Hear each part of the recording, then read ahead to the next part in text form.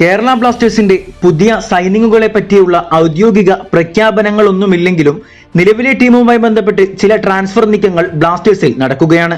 ഇതുമായി ബന്ധപ്പെട്ട് കഴിഞ്ഞ ദിവസം പ്രമുഖ സ്പോർട്സ് ജേർണലിസ്റ്റായ ആശിഷ് നേഗി ചില കാര്യങ്ങൾ റിപ്പോർട്ട് ചെയ്യുകയും ചെയ്തിട്ടുണ്ട്. നേഗിയുടെ റിപ്പോർട്ടുകൾ അനുസരിച്ച് പ്രതിരോധ താരം പ്രബീർ ദാസിനെ വിൽക്കാൻ ബ്ലാസ്റ്റേഴ്സ് ഒരുങ്ങുന്നു എന്നുള്ളതാണ് നേഗി പങ്കുവെക്കുന്ന പ്രധാന അപ്ഡേറ്റ്. കഴിഞ്ഞ സീസണിൽ 2 വർഷത്തെ കരാർ അടിസ്ഥാനത്തിലാണ് പ്രബീർ ദാസിനെ ബ്ലാസ്റ്റേഴ്സ് ബംഗളൂരു എഫ്സിയിൽ നിന്നും സ്വന്തമാക്കിയത്.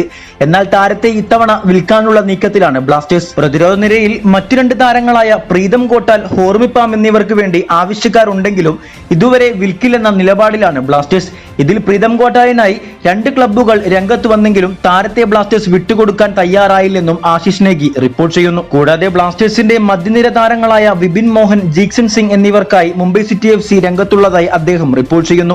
ഇതിൽ ഏറ്റവും കൂടുതൽ പ്രാധാന്യം മുംബൈ നൽകുന്നത് വിപിന് വേണ്ടിയാണെന്നും കഴിഞ്ഞ സീസൺ അവസാനം മുതൽ താരത്തിനായി മുംബൈ നീക്കം നടത്തിയതായും നേഗി റിപ്പോർട്ട് ചെയ്യുന്നു. കൂടാതെ കഴിഞ്ഞ സീസണിൽ ബ്ലാസ്റ്റേഴ്സ് 2 വർഷ കാലയളവിൽ സ്വന്തമാക്കിയ മുഹമ്മദ് നസിയിലേക്ക് ലോണിലയച്ച ബികാസ് സിംഗിനെ ഇത്തവണയും ബ്ലാസ്റ്റേഴ്സ് ലോണിലയക്കാനുള്ള സാധ്യതകളെ പറ്റിയും നേഗി ചൂണ്ടിക്കാട്ടുന്നു. എന്തായാലും കൂടുതൽ കേരള ബ്ലാസ്റ്റേഴ്സ് അപ്ഡേറ്റുകൾക്കായി കാത്തിരിക്കാം. വീഡിയോയുടെ അവസാനിക്കുന്നു. കൂടുതൽ കേരള ബ്ലാസ്റ്റേഴ്സ് ISL വാർത്തകളുമായി അടുത്ത വീഡിയോയിൽ കാണാം.